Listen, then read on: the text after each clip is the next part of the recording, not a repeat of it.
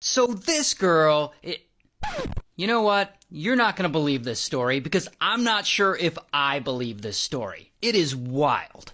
So this is Gemma. She's from England, she's in the 12th grade, and she has a best friend. This girl, Jess. And she has another best friend. This girl, who we'll call Beatrice. So Jess and Beatrice are a few years younger than Gemma, and they hang out all the time and they drive around talking about boys or whatever. But one day, Gemma starts going to college, and she starts to really miss hanging out with her two friends who are still back in secondary school. So then Gemma comes up with one of the wildest plans I've ever come across to be closer to her friends. See, Gemma knows her friend Beatrice really wants a boyfriend, and she knows exactly the kind of boys Beatrice is into. So Gemma decides to catfish her and put on a disguise and low-key become the perfect boy for Beatrice. So first she creates a Facebook profile for this fake guy, and she names him Aaron. And she adds a profile picture of fake Aaron, and she adds a bunch of friends and makes the page look legit.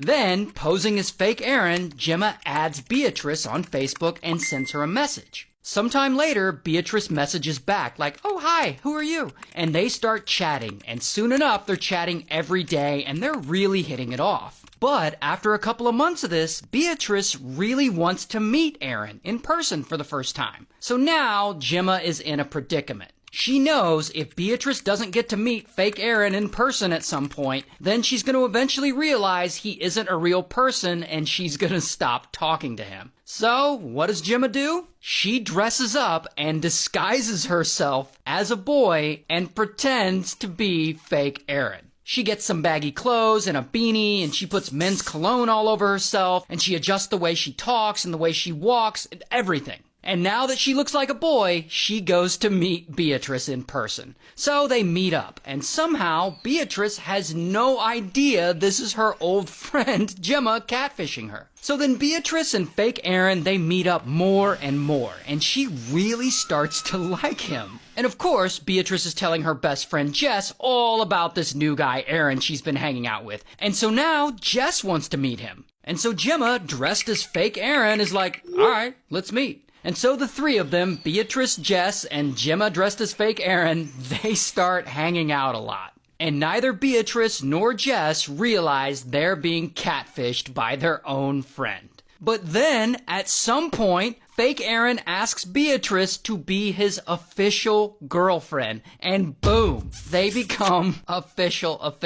The day after they become official, Gemma takes it even further. She dresses up as fake Aaron and she tells Jess that he's got this cool friend that she might like. His name's Luke. And fake Aaron wants to hook Jess and Luke up. And so soon enough, Jess starts messaging with this guy Luke. And she immediately thinks Luke is fine. But here's the thing about Luke. You know how fake Aaron is really just Gemma dressed as a boy? Luke is also just Gemma dressed as a boy. So the fake Luke is chatting back and forth with Jess, and pretty soon they agree to meet up. And they're hanging out, and Jess also has no idea she too is being catfished by Gemma again.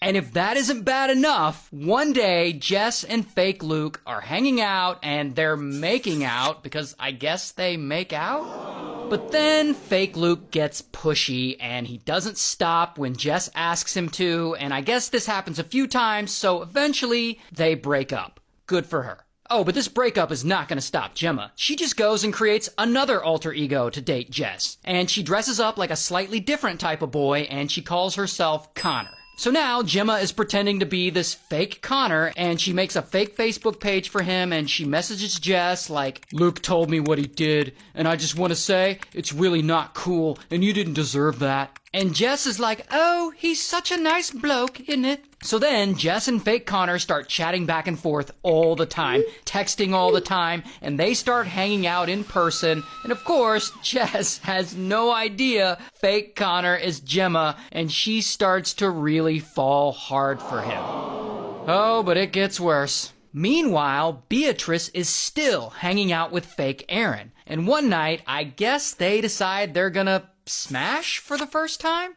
And of course, beforehand, fake Aaron insists on keeping the lights off while keeping all of his clothes on the whole time, including his hat. He didn't want to take that off. But yeah, regardless, I guess they smash. And I don't want to know how. But here's where Gemma's insane catfishing scheme starts to fall apart. At some point, fake Connor goes over to Jess's house. And I guess they start hooking up, and fake Connor tries to go further, and Jess says no. But fake Connor's being very aggressive, and I guess he ends up essaying her.